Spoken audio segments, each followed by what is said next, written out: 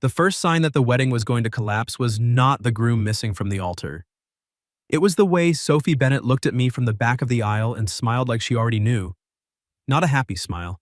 Not the bright, practiced one she had worn all morning for photographers, cousins, bridesmaids, and her mother's church friends who kept saying things like, "Finally, sweetheart."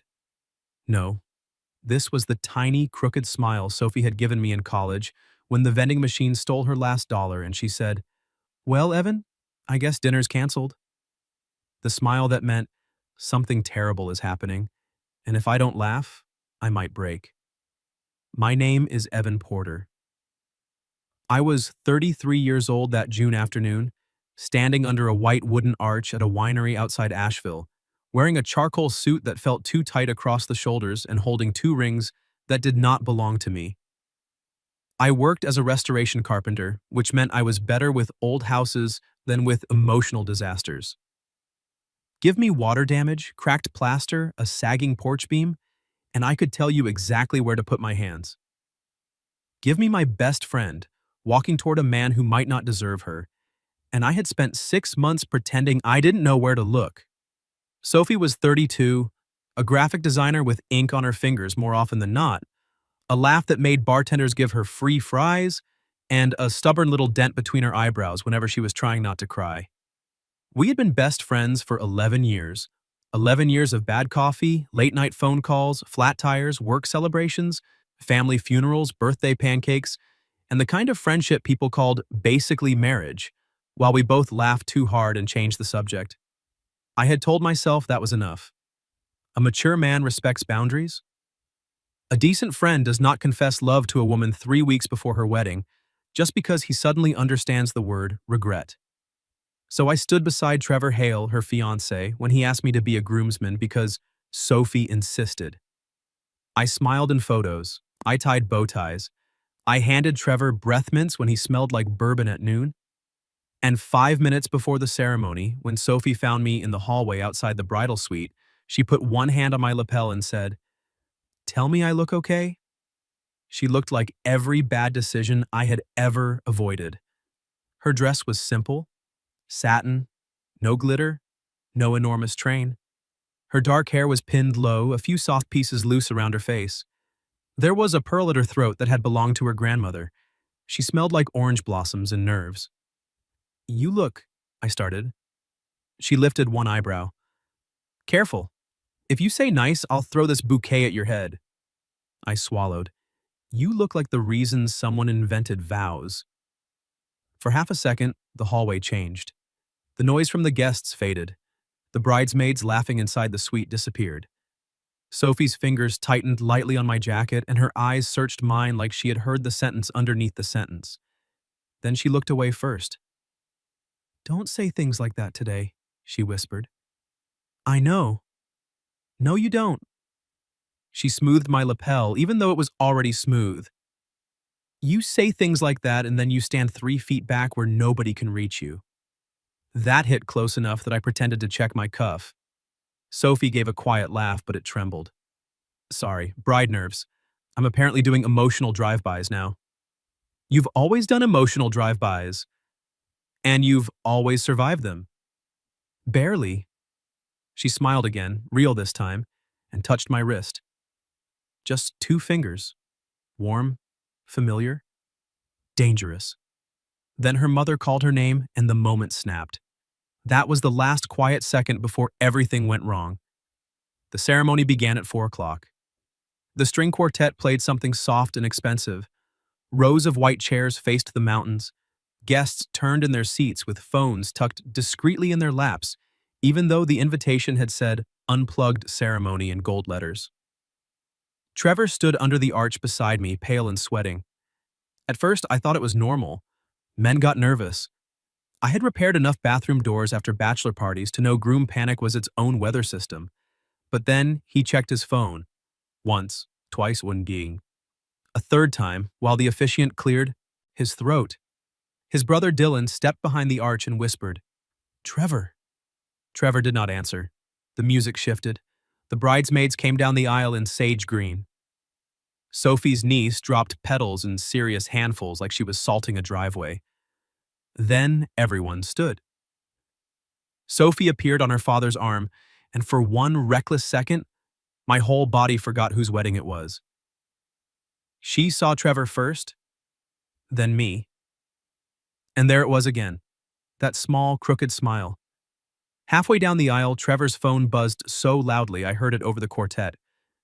He looked at the screen, his face emptied. I leaned toward him. "Put it away," he whispered. "I can't do this." I thought I misheard him. "What?" "I can't."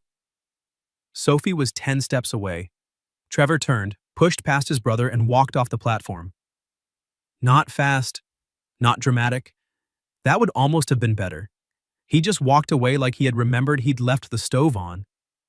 A murmur moved through the guests. Sophie stopped. Her father said something to her. She did not move. Her bouquet trembled once in her hands, then went still. I stared after Trevor, waiting for him to turn around, laugh, apologize, blame heat stroke, blame anything. He disappeared through the side door of the winery. The quartet died note by note. 200 people sat in a silence so thick it had weight. Sophie's mother made a sound like a wounded bird. Someone in the third row whispered, "Oh my God." A phone camera rose, then another. That was what moved me. Not Trevor leaving. The phones. The hungry little lift of them, as if Sophie's worst moment had become weather worth recording. I stepped down from the platform and walked up the aisle toward her. I had no plan.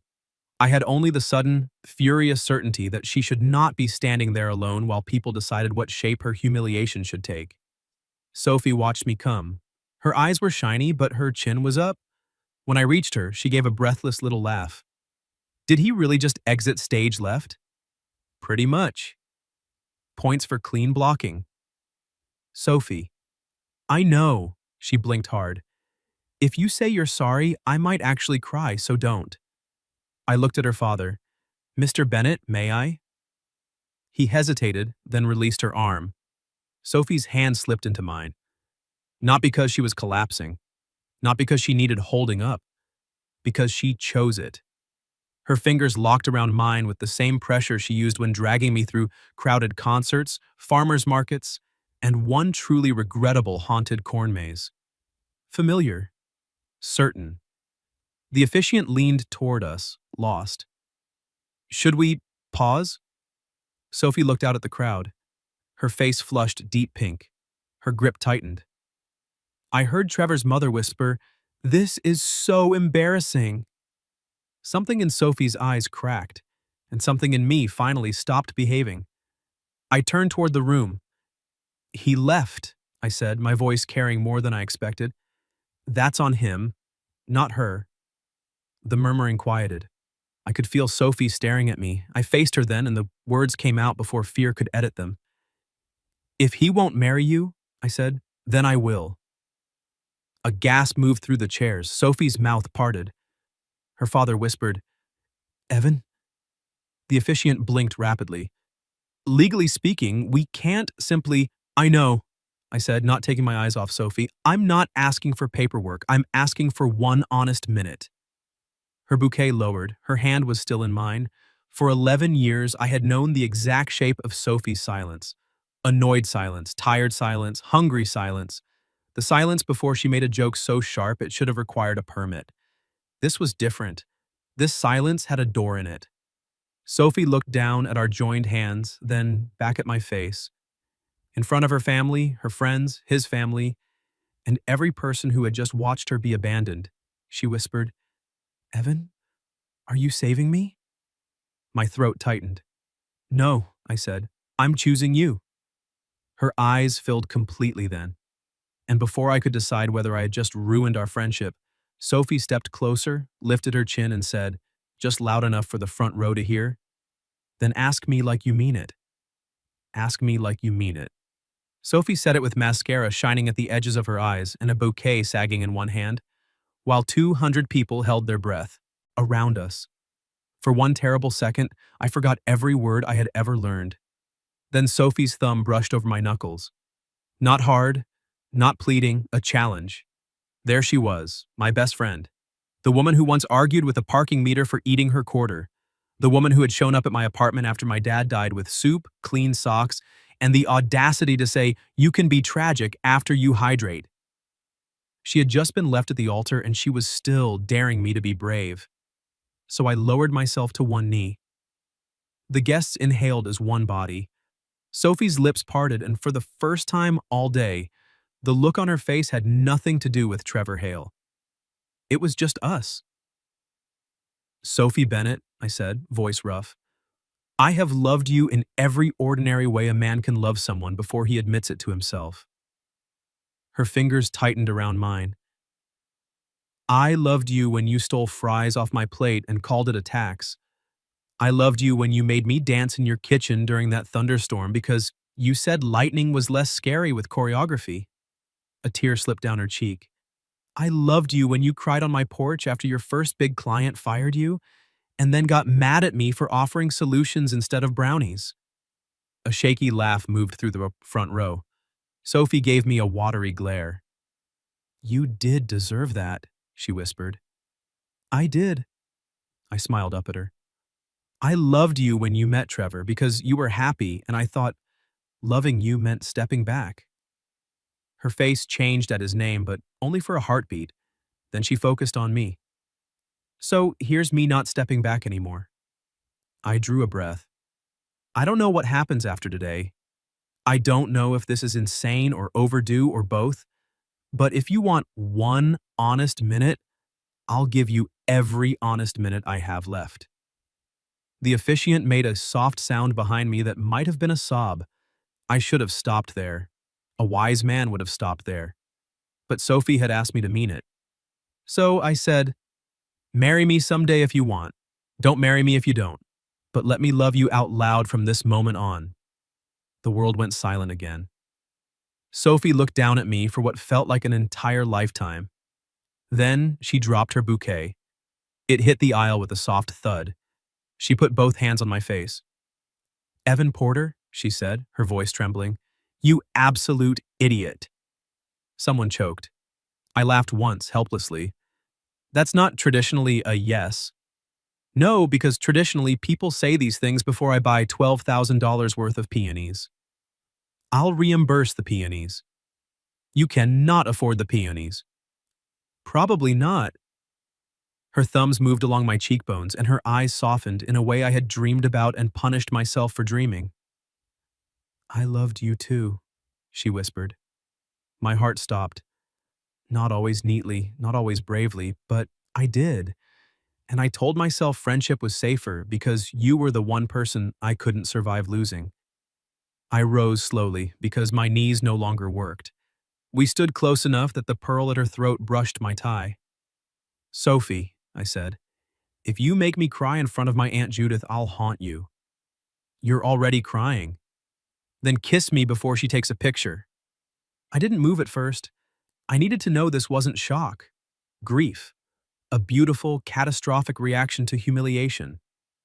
Sophie understood. Of course she did. She slid one hand around the back of my neck and stepped into me, closing the last inch herself. "Evan," she said softly, "I'm choosing you too." That was all I needed. I kissed her in the aisle where another man had abandoned her. Not a performance, not a rescue, not some grand declaration for the people watching. It started soft, almost careful. Her lips were warm and shaking. My hand found her waist, satin smooth under my palm, and she made a tiny sound that broke something loose in my chest. Then she kissed me back. Really kissed me. Like she had been waiting in the same impossible room I had, both of us leaning against opposite walls, pretending we didn't know where the door was. Applause began somewhere behind us. Then more. Then the entire vineyard seemed to erupt. Sophie pulled back, laughing through tears, forehead pressed to mine. "Well," she whispered, "that escalated." "I'm sorry. Don't you dare apologize. I just proposed at your wedding. You also improved it." I laughed, and she did too, and that sound, Sophie laughing against my mouth in a wedding dress meant for someone else, became the first true thing of the day. The officiant cleared his throat. "Would anyone like me to say something?" Sophie looked at me, eyebrows lifted. I shook my head quickly. "No illegal ceremonies." "Coward." "Responsible adult." "Debatable." Her father stepped toward us, eyes wet. Soph? She turned, and I felt her brace, but Mr. Bennet only opened his arms. She folded into him, and for a moment I let go of her hand. Only a moment, because as soon as she stepped back, she reached for me again. Her mother was crying too hard to speak, which might have been mercy. Trevor's parents had vanished. Half the guests looked delighted, half scandalized, and Aunt Judith was absolutely taking pictures. Sophie leaned close to my ear. Get me out of here. Where? I don't care, somewhere with no centerpieces. So we ran. Not gracefully. She had a train. I had dress shoes with no traction. Her niece cheered like we were escaping a bank robbery. We slipped through the side vineyard path behind the reception tent, past barrels, fairy lights, and rows of grapes, turning gold in the sun. Only when we reached the old stone tasting room did Sophie stop. The music had restarted faintly behind us, someone making a heroic attempt to salvage cocktail hour. Sophie bent over, laughing and breathing hard. I lost a shoe. I looked down. You did. I'm a runaway bride with one shoe. Very symbolic. You want me to find it? No. She straightened, cheeks flushed. I want 5 minutes where nobody is staring at me. I opened the tasting room door. Inside it was cool and dim, smelling of oak and citrus cleaner. Long wooden tables lined the walls. Sunlight fell through high windows in pale rectangles. Sophie walked to the nearest table and sat on the edge, dress spilling around her like moonlight. For the first time since the aisle, her smile faded. I stood a few feet away.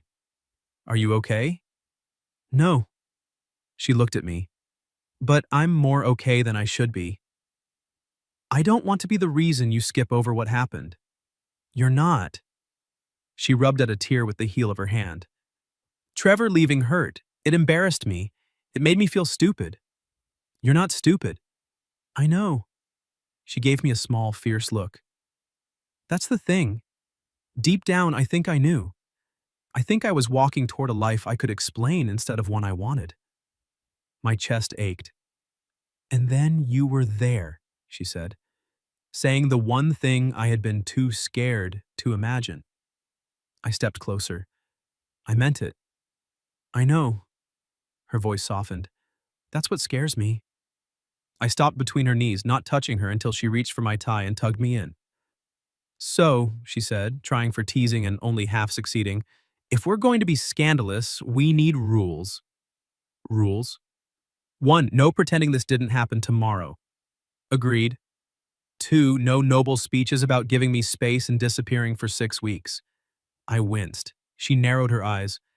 You were already planning one. Maybe a small one. Forbidden. Yes, ma'am. Her mouth curved.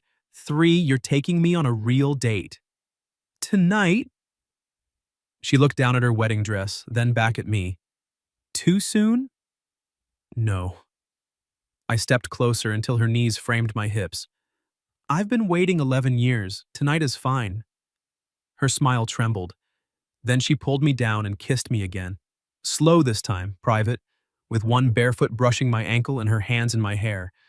When she broke away breathless, she whispered, For the record, I was hoping you'd say something before I got to the altar. I rested my forehead against hers. For the record, I said, so was I. We did not make it to the reception. Sophie's mother found us in the tasting room 20 minutes later, took one look at Sophie sitting on a table with my tie loosened in her hand and said, Well, at least someone is kissing the bride. Sophie made a strangled sound. Mom! Mrs. Bennet dabbed under her eyes with a napkin. What? I've had 3 glasses of champagne, and your Aunt Judith is telling everyone she predicted this in 2018. She did not. She says there was tension over potato salad. Coughed. Sophie pointed at me. Do not validate her. Mrs. Bennet's expression softened. Sweetheart, the guests are eating. Your father is handling the Hales. Trevor is gone. There it was. The name like a cold spoon against warm skin. Sophie's hand slipped from my tie to my palm. Did he say anything? She asked. Her mother hesitated. Only that he was sorry. Sophie looked down. Efficient. I squeezed her fingers once. Mrs. Bennet noticed. Of course she did. Mothers notice everything, especially the things you think you're hiding. Evan, she said. Yes, ma'am. If you break her heart after this, I'll put you in the ground beneath my hydrangeas. Sophie groaned. Mom, I'm just being clear. I understand, I said. Mrs. Bennet studied me for another second, then nodded. Good. Now take my daughter somewhere she can breathe. Sophie slid off the table. That's exactly what we were doing. In a tasting room? We were breathing romantically. I choked again. Her mother pressed a hand to her chest.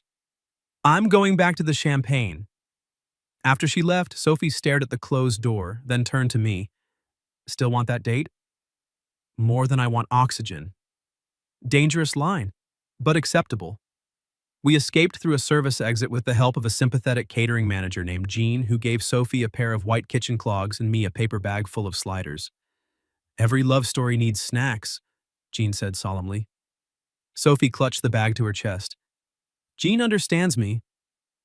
My truck was parked behind the vineyard, dusty and entirely inappropriate for a bride in satin. I opened the passenger door and immediately saw 3 receipts, a measuring tape, and a half-empty bottle of windshield fluid on the floor. Wow, Sophie said. Our carriage. I can clean it. She hiked up her dress and climbed in. Don't you dare, this is authentic. I helped gather the layers of satin so they wouldn't catch in the door. My hand brushed her calf by accident and we both went still. It should not have felt new. I had known her for 11 years. I had seen her with the flu, with paint in her hair, with a sunburn shaped like sunglasses. I had carried her asleep from my couch once after movie night, but touching her now with permission humming between us changed everything. Sophie looked down at me from the passenger seat, cheeks pink. Evan. Yeah? If you keep looking at me like that, we're never getting dinner. I'm looking respectfully. You are absolutely not. I shut the door before I did something truly reckless in a parking lot behind a winery. We drove away as the sun lowered over the mountains, her veil abandoned somewhere, her one real shoe lost to history, the kitchen clogs squeaking whenever she shifted. For a few miles, neither of us spoke. Then Sophie reached into the paper bag and handed me a slider. First date dinner. I accepted it. Classy. I'm still technically wearing couture. This is elevated. Technically wearing someone else's wedding plan. She looked at me sideways. I winced. Too soon? No. She took a small bite of her slider. True. We ended up at a scenic overlook above the Blue Ridge because every restaurant within 30 miles would have required explanations, and Sophie had reached her explanation limit. I spread an old moving blanket over the truck bed. She sat beside me, dress pooled everywhere, clogs kicked off, bare toes painted pale pink. We ate sliders and watched the sky turn peach. This is a terrible first date, I said. Sophie leaned against my shoulder. It's the best first date I've ever had. That's concerning. My last first date involved Trevor explaining cryptocurrency for 40 minutes. I withdraw my concern. She laughed softly, then quieted. I waited. That was one thing I had learned with Sophie. She would joke until she found the safe edge of pain, then circle it twice, then finally step in. I thought love was supposed to feel like choosing the sensible thing, she said. I turned my head toward her. With Trevor, it made sense. He had a plan. He wanted the same neighborhood, same timeline, same tasteful gray sofa. She picked at the blanket. Everyone kept saying how lucky I was. You don't have to explain. I want to, her shoulder pressed more, firmly into mine. With you, nothing made sense. You leave sawdust in your hair. Your house has 7 unfinished projects. You think soup is a meal even when it's just hot water with ambition. That was one time. It was broth, Evan. It had parsley. It had sadness. She smiled, then looked at me with such tenderness my chest hurt. But with you, I never had to audition. I could be tired, mean, hungry, brilliant, petty, scared. You saw all of it and stayed. I wanted to stay. I know, her voice dropped. That's why I was afraid to ask for more. The wind moved over the overlook, cool against my overheated skin. I turned my body toward hers. Ask now. Her eyes searched mine. For what? Anything. Sophie's breath caught. Then, slowly, she lifted her hand and set it against my chest, right over my heart. Don't make me be brave alone, she whispered. I covered her hand with mine. Never again. She leaned in first. The kiss was quieter than the ones before. No applause, no shock. Just sunset, satin, and the taste of stolen reception food. She kissed me like she was asking a question. I kissed her like I had already given the answer years ago. When we parted, she kept her forehead against my jaw. I don't want to go home yet. Okay. And I don't want to go back there. Okay. And I really don't want to sleep in the bridal suite Trevor booked with champagne and rose petals and probably some horrifying towel swans. We can avoid towel swans. She smiled against my neck. Hero. I pulled out my phone. I can get 2 rooms at the inn near Hendersonville. She lifted her head. 2? I'm trying to be honorable. That sounds exhausting. Sophie. I'm not saying I'm ready for everything. Her face flushed, but she didn't look away. I'm saying I don't want a wall between us tonight. My pulse kicked hard. We can get 1 room, I said carefully, and I'll sleep on the floor. She gave me a look. You are 6'2" and emotionally repressed. You'll wake up shaped like a question mark. Probably. 1 room, she said, no disappearing, no speeches. We figure out the rest like adults. Adults who ate wedding sliders in a truck bed. Romantic adults. I kissed her knuckles. 1 room. Her phone buzzed then, sharp and ugly against the blanket. We both looked down. Trevor. Sophie went still. The screen lit with a message preview. Please, I made a mistake. We need to talk. For a moment, the mountains seemed to hold their breath with us. Then Sophie turned the phone face down. My heart was pounding, but I kept my voice even. You don't have to answer. I know. Her eyes met mine, clear and shaken, but not confused. I'll deal with him, she said. But not from the middle of our first date. Our one small word, one entire future cracking open. She picked up the last slider, tore it in half, and handed me the bigger piece. Now, she said, leaning back against my side, tell me about this inn and whether they have desserts. I wrapped an arm around her, and this time she settled into me without hesitation. They have pie. Sophie sighed. Evan Porter, you may yet make a decent boyfriend. Boyfriend? I smiled into her hair. I'll try to live up to the title. The inn had yellow porch lights, a hand-painted sign, and a front desk clerk who looked at Sophie's wedding dress, my loosened tie, and our single overnight bag from the back of my truck. Then she said, Rough reception? Sophie smiled sweetly. You could say the groom underperformed. The clerk's pen froze. I put my credit card on the counter. 1 room, please. Sophie leaned into my side, preferably with no towel swans. The clerk recovered like a professional. We have pie downstairs until 10. Sophie touched my arm. Marry him. The clerk pointed at me. Him? No, the pie. I was still laughing when we got the key. The room was small and old-fashioned, with floral wallpaper, a brass bed, and a clawfoot tub visible through the half-open bathroom door. A plate with 2 slices of apple pie waited on the dresser like someone had known we were coming. Sophie stepped inside and stopped. For the first time all evening, there was no audience, no aisle, no mother, no ex-fiancé buzzing in her phone. Just us. The quiet landed gently, but it landed. I shut the door. You okay? She turned toward me. Her face was tired beneath the leftover makeup, but her eyes were bright. I'm in a wedding dress, in a bed and breakfast, with my best friend, who proposed to me in front of my entire family after my fiancé ran away. Right. So no, her mouth curved. But also, maybe yes. I'll take maybe yes. She looked down at herself. I need out of this dress. My brain lost power. Sophie watched my face and laughed softly. Breathe, Porter. I meant there are buttons. Approximately 9,000 of them. Buttons, sure, I'm excellent with buttons. You just walked into the dresser. I did that intentionally. She turned her back to me, sweeping her hair over one shoulder. The dress dipped low between her shoulder blades. The first pearl button sat at the nape of her neck. My hands were steady with chisels, saws, antique hinges. They were not steady now. Tell me if you want me to stop, I said. Sophie's voice softened. I won't. I undid the first button, then the next.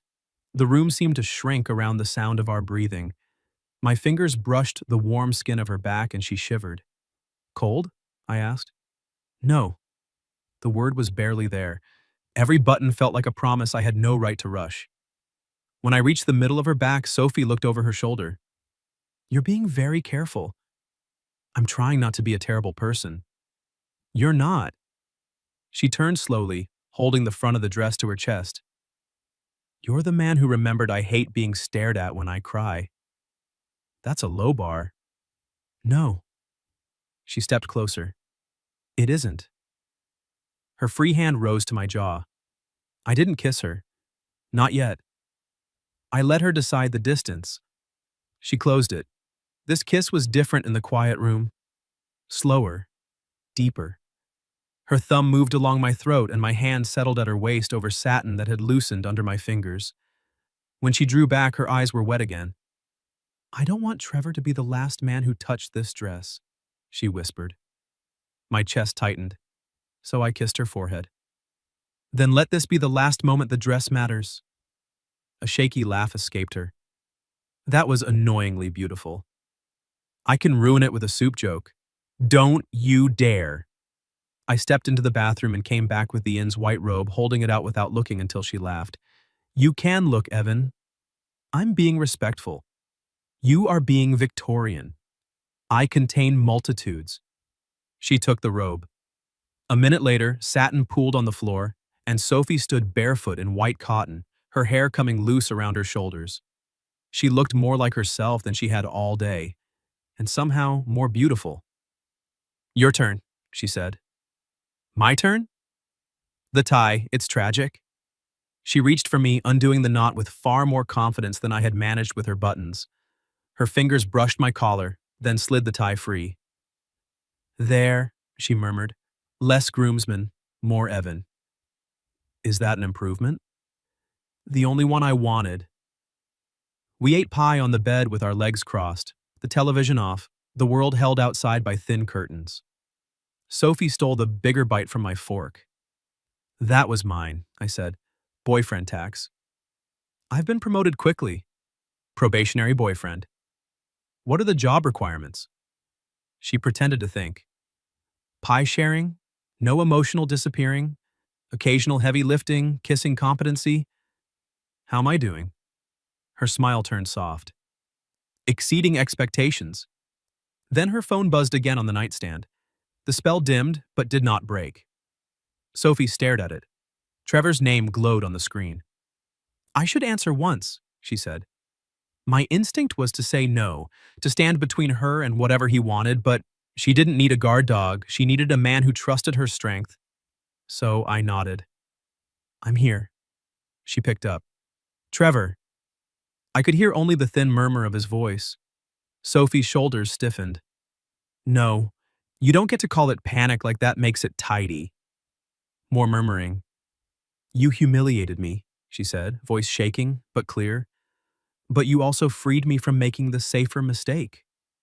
I looked down at my hands. She was silent for a moment. Then she said, No, I'm not alone. My breath stopped. Her eyes found mine. I'm with Evan, she said. And before you decide what that means, understand something. He didn't steal me, he saw me. There's a difference. Trevor's voice rose enough that I heard the anger, if not the words. Sophie flinched. I stood. She lifted one hand, not pushing me away, just asking me to wait, choosing to finish it herself. I'll arrange to return your things next week, she said. Do not come to my apartment tonight, do not call my parents, and don't turn your regret into my emergency. She hung up. For a few seconds, she sat very still. Then her face crumpled. I was beside her before I thought about moving. She reached for me at the same time, arms wrapping around my waist, cheek pressed to my shirt. I held her carefully at first. Then she whispered, "Tighter." So I held her tighter. She cried without apology. Not dramatically, just enough to let the day leave marks. "I hate that it still hurts," she said. "I know. I hate that part of me wants an explanation." "That doesn't mean you want him." "I don't." She lifted her face. "I need you to know that." "I do." "No, Evan." She gripped my shirt. "I chose you in the aisle because I wanted you, not because he left a vacancy." The words sank into me, deep and permanent. I bent until our foreheads touched. "I have been trying not to want you for years." "How'd that go?" "Poorly." Her laugh broke through the tears. I brushed one away with my thumb. "I'm done pretending." "Good." She leaned into my hand.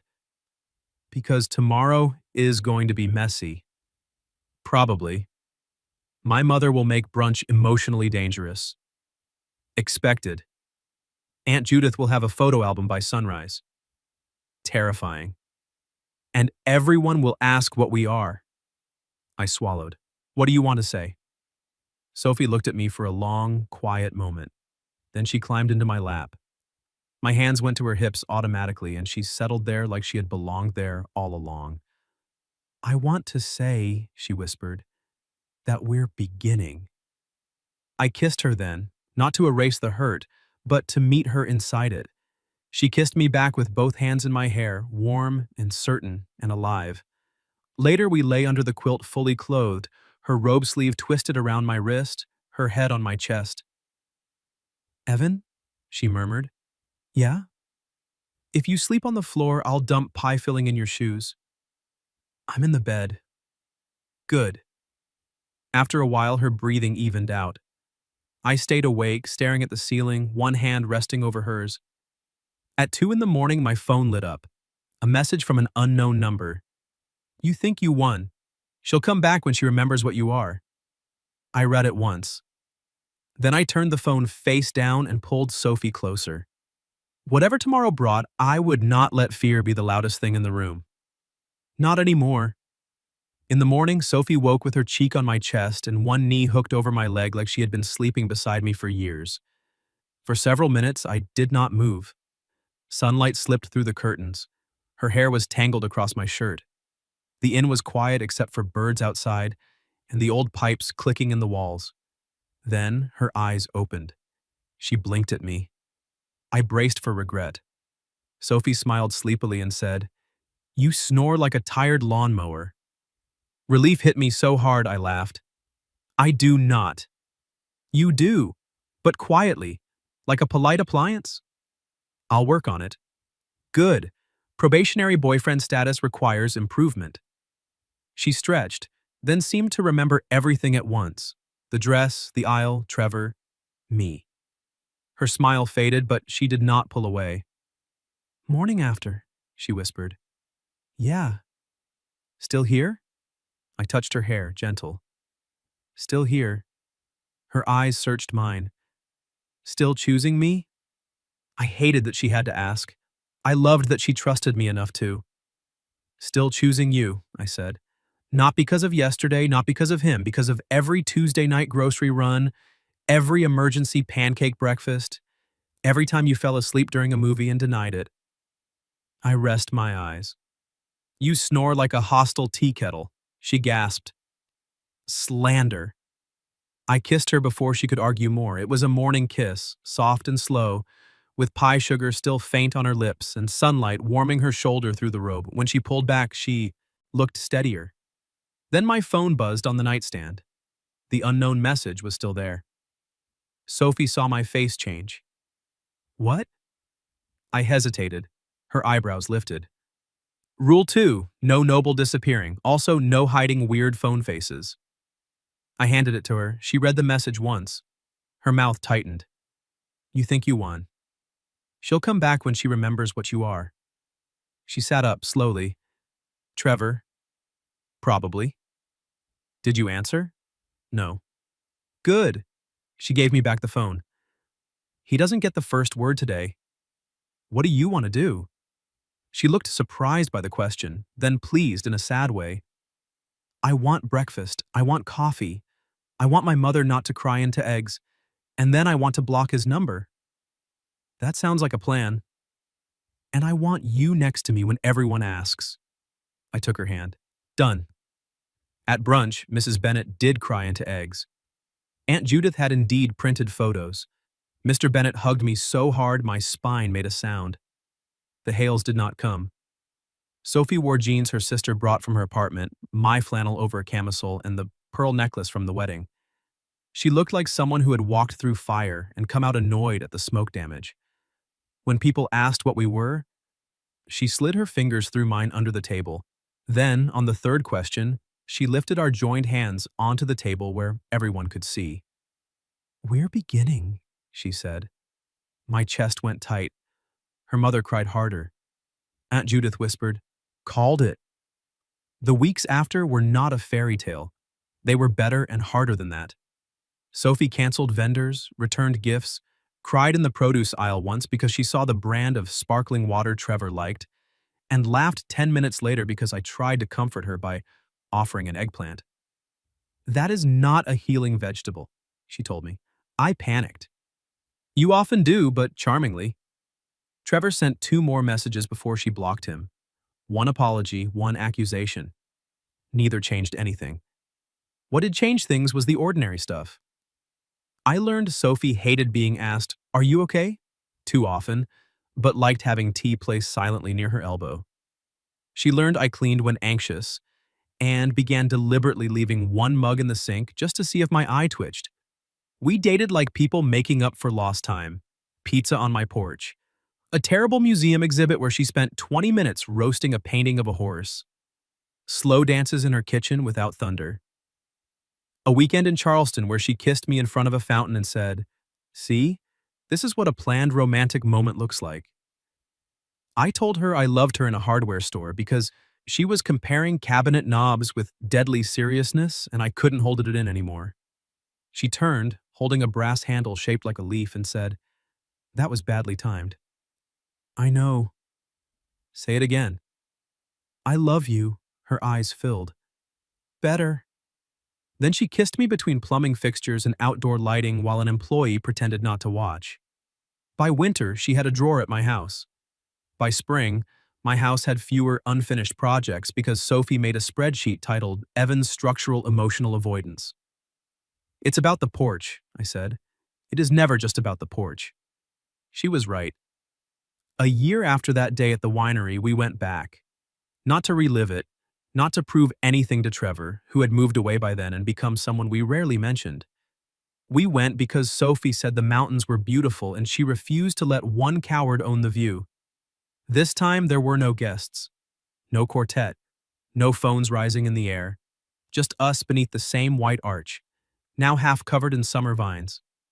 Sophie wore a blue dress and sandals. I wore the charcoal suit again, properly tailored this time, because she had threatened to attack it with fabric scissors. The officiant was the same woman from the first ceremony. When she saw us, she smiled and said, Legally speaking, we can do it this time. Sophie laughed so hard she had to wipe her eyes.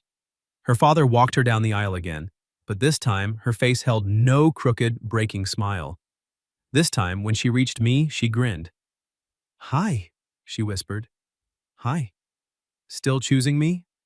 I took both her hands. Every honest minute. Her lips trembled. Good, she said. Because I bought fewer peonies this time and I'd hate to waste them. We said vows we had written ourselves. Hers included the phrase, broth with parsley is not soup. Mine included a solemn promise never to confuse silence with peace again. When the officiant pronounced us married, Sophie didn't wait. She grabbed my lapels and kissed me like she had been waiting 11 years and 1 impossible year more. Behind us, our families cheered. Aunt Judith definitely took pictures. Mrs. Bennet sobbed into a handkerchief. Mr. Bennet yelled, About time! And denied it later. That night, after the reception, after the dancing, after Sophie smeared cake frosting on my chin and then kissed it off before I could complain, we slipped away to the vineyard path. The sun had set, the fairy lights glowed over the rows of grapes. Sophie kicked off her sandals and took my hand. Remember when you said, "Then I'll marry her?" she asked. I remember almost passing out afterward. I didn't know a person could be humiliated and hopeful at the same time. She leaned into me.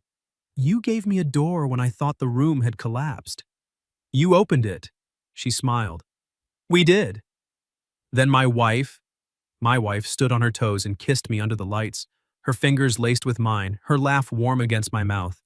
And this time, when we walked away from that altar, nobody was running. We were going home. What would you have done if your best friend was left at the altar and you were the one secretly in love with her? Have you ever experienced anything even close to that, losing one future and finding another in the same moment? Tell me your story in the comments. If you liked this one, leave a like, subscribe, and I'll see you in the next video.